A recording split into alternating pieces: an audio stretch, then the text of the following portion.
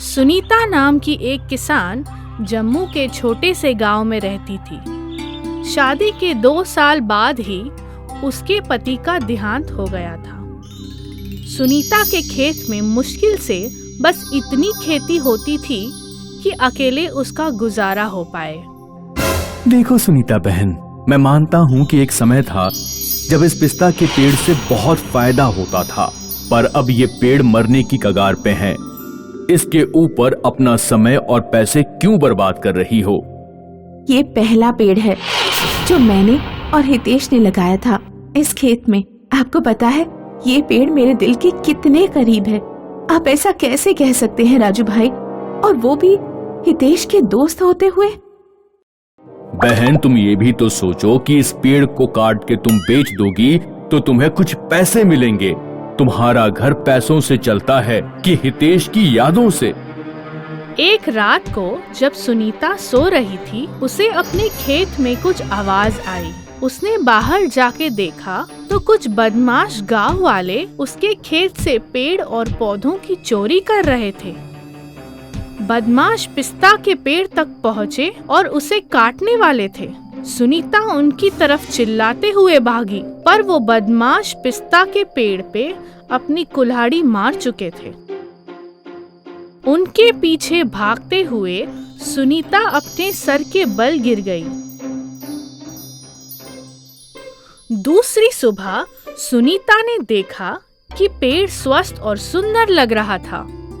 उस पिस्ता के पेड़ में बहुत सारे पिस्ता के फल लगे हुए थे। सुनीता ने एक बड़ी टोकरी में सारे पिस्ता के फल तोड़ के रख दिए और सोचा कि दूसरी सुबह बाजार में बेचने जाएगी। सुबह पिस्ता की टोकरी के बगल में एक और टोकरी थी। सुनीता ने बाजार में सारे पिस्ता बेच के काफी ज्यादा पैसे कमाए। दूसरे दिन फिर से सुनीता ने 2 टोकरी पिस्ता के फल तोड़े और अगली सुबह वहाँ 4 टोकरी थी। हे भगवान, ये पिस्ते का पेड़ तो एक अजूबा है और मैं आपका लाख लाख शुक्रिया करती हूँ इस अजूबे को मेरी जिंदगी में लाने के लिए। सुनीता, तुमने मेरा बहुत ख्याल रखा। जब मैं तुमको फल नहीं दे रहा था तब भी तुमने मुझे काट के नहीं बेचा। अब मेरी बारी है तुम्हारा ख्याल रखने की। राजू सुनीता से मिलने आता है। सुनीता बहन, कौन सी लॉटरी लग गई आपकी?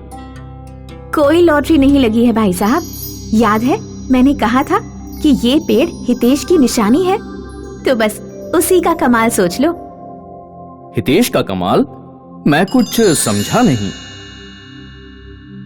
सुनीता राजू को जादुई पिस्ता के पेड़ के बारे में बताती है।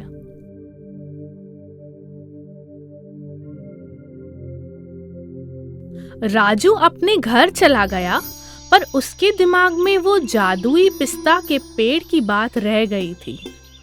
उसने सोचा ये पिस्ता का पेड़ अगर उसको मिल जाता तो वो जिंदगी भर बैठे बैठे पैसे कमा सकता है। राजू ने पिस्ता का पेड़ काटा। राजू पेड़ को अपने खेत में लगा के खुश हो गया। राजू एक टोकरी पिस्ता निकालने गया, पर वो सड़े हुए पिस्ता थे। दूसरी सुबह राजू को 2 टोकरी सड़े हुए पिस्ता मिले। जब से पिस्ता का पेड़ लगाया था, तब से राजू के खेत के बाकी पौधे भी सड़ने लगे थे। उसने सोचा कि सुनीता की जिंदगी बर्बाद करने की वजह से उसे ये सजा मिली है। वो सुनीता को जाके सब सच सच बता देगा और फिर शायद उसके खेत ठीक हो जाए। राजू जब सुनीता के खेत पहुंचा तो सुनीता और भी ज्यादा खुश लग रही थी। राजू भैया, अच्छा हुआ आप फिर से आ गए। पिछली बार जिस दिन आप आए थे उसके बाद तो मेरी जिंदगी पलट गई। आप यकीन नहीं करोगे कि उस पेड़ के नीचे से 4 नए पेड़ उग गए। अब मेरे पास 4 जादुई पिस्ते के पेड़ हैं और हर रात को मैं जो 4 टोकरी पिस्ते लेकर आती हूँ वो दूसरी सुबह 8 टोकरी बन जाती है। राजू को ये बात सुन के अपनी गलती का एहसास हुआ और वो जमीन पे बैठ के अपना सिर पीट पीट के रोने लगा। इस कहानी से हमें ये सीख मिलती है कि हर किसी की किस्मत अलग होती है और किसी और का बुरा करके हम अपनी भलाई कभी नहीं कर सकते। रामा अपनी पुश्तैनी जमीन पर काम करता था। यही 2 एकड़ जमीन ही रह गई थी रामा के पास। अपने दादा परदादा की निशानी के नाम पर यही जमीन थी। वैसे तो रामा ने कई कहानियां सुनी थी अपने दादा परदादा के मुंह से, अपने दादा परदादा के महल और सोने के बारे में, पर देखा कुछ नहीं।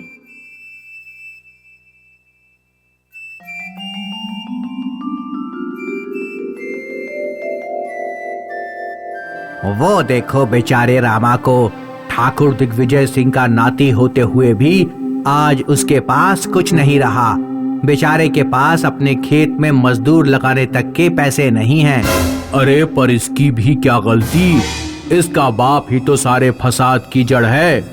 अगर वो भीमा थोड़ा मेहनत करता तो इनकी जायदाद दुगनी हो चुकी होती अभी तक। सारा सोना बेचकर खाने की लत ही इसको ले डूबी। बताओ वरना क्या नहीं था भीमा के पास? बंगला, सोना, जमीन, नौकर चाकर सब मिला था। उसे अपने हाथों में बस एक काम करने की इच्छा नहीं थी उसके अंदर। भगवान की लीला भी अपार है।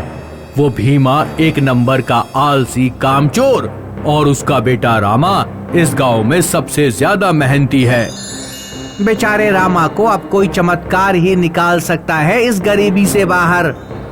उसी रात को, सुनिए, बच्चों की फीस देने का समय आ रहा है। इस बार कहाँ से लाएंगे पैसे? महाजन जी से बात करके देखता हूँ, पर उनको पिछले साल का भी तो। वो कहीं किसी दिन हमारी बची खुची जमीन भी ना ले जाए हमसे। मुझे तो सोच सोच के रोना आ रहा है। पता नहीं किस चीज की सजा मिल रही है हमें इस जिंदगी से। कोई सजा नहीं है ये, इंसान के भाग में जो लिखा होता है वही होगा उसके साथ। तुम्हारे रोने धोने से कुछ बदल नहीं जाएगा। शुक्र मनाओ हम दोनों के हाथ पैर ठीक हैं। हम काम करके अपना गुजारा कर सकते हैं। भगवान ने हमें एक दूसरे का साथ दिया है, और क्या चाहिए? पैसे, पैसे चाहिए मुझे। रामा को कुछ दिनों बाद खुदाई करते हुए अपने खेत में एक सोने की मूर्ति मिलती है।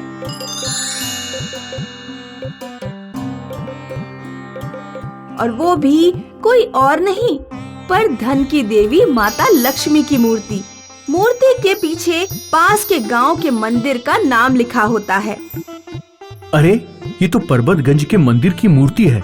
इस मंदिर के बारे में पिताजी से तो सुना था, पर ये भला यहाँ कैसे? रामा मूर्ति लेके घर जाता है। अंजलि सोने की मूर्ति को देख के खुशी से पागल हो जाती है। रामा उसे बताता है कि वो मूर्ति उनकी नहीं है और उन्हें इस मूर्ति को रखने का कोई हक नहीं है। उस मूर्ति में मंदिर का नाम भी लिखा हुआ है। ये जानते हुए भी अगर वो उस मूर्ति को रखेंगे तो ये बहुत बड़ा पाप होगा। अंजलि अपना सिर पीट पीट के रोती है कि उसे इतना ईमानदार पति क्यों मिल गया।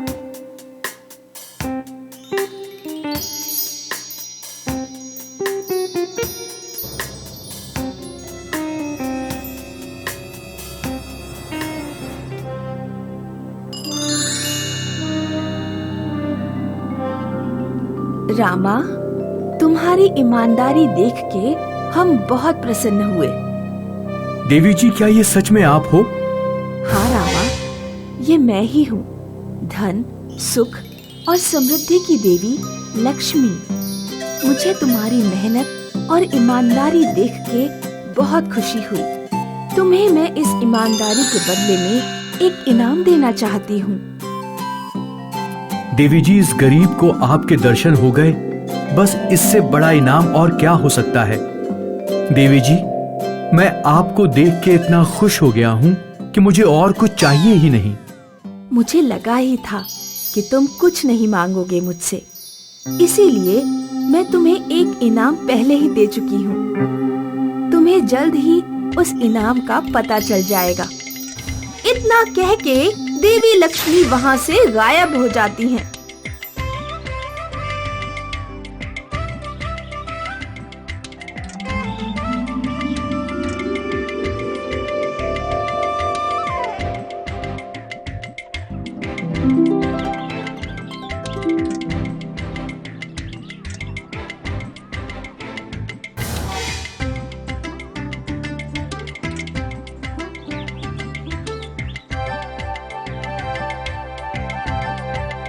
रामा अपने खेत के फल पौधे बेचने लग जाता है।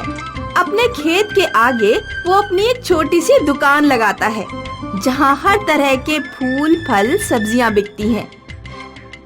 धीरे धीरे रामा के खेत बहुत मशहूर होने लगे।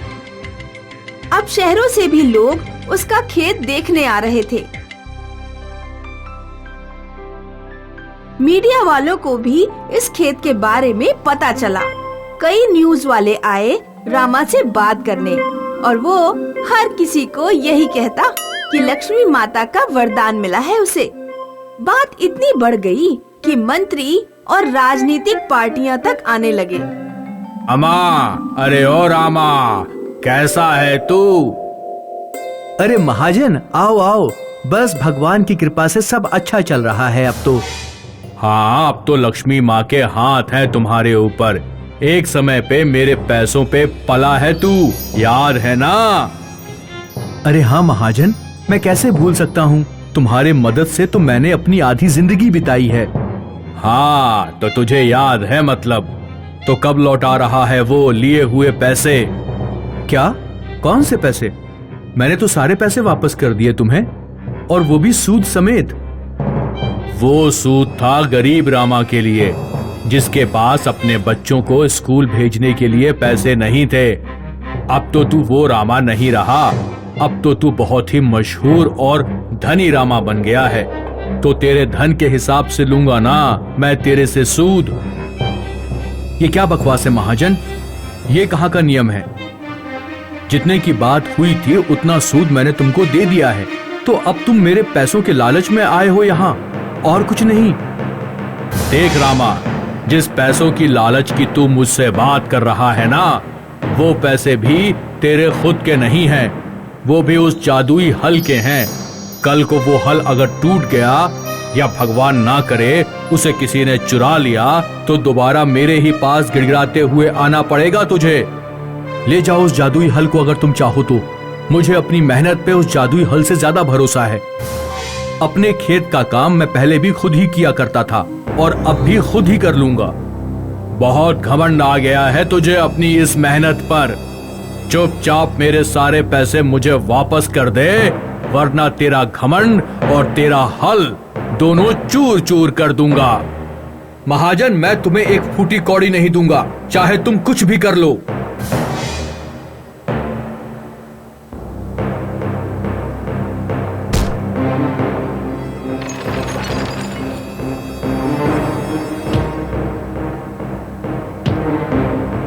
रामा बुरी तरह से घायल हो जाता है। वो 1 महीने के लिए काम करने की हालत में नहीं रहता। उसके खेत खाली पड़ जाते हैं और उसके घर के आगे की दुकान भी।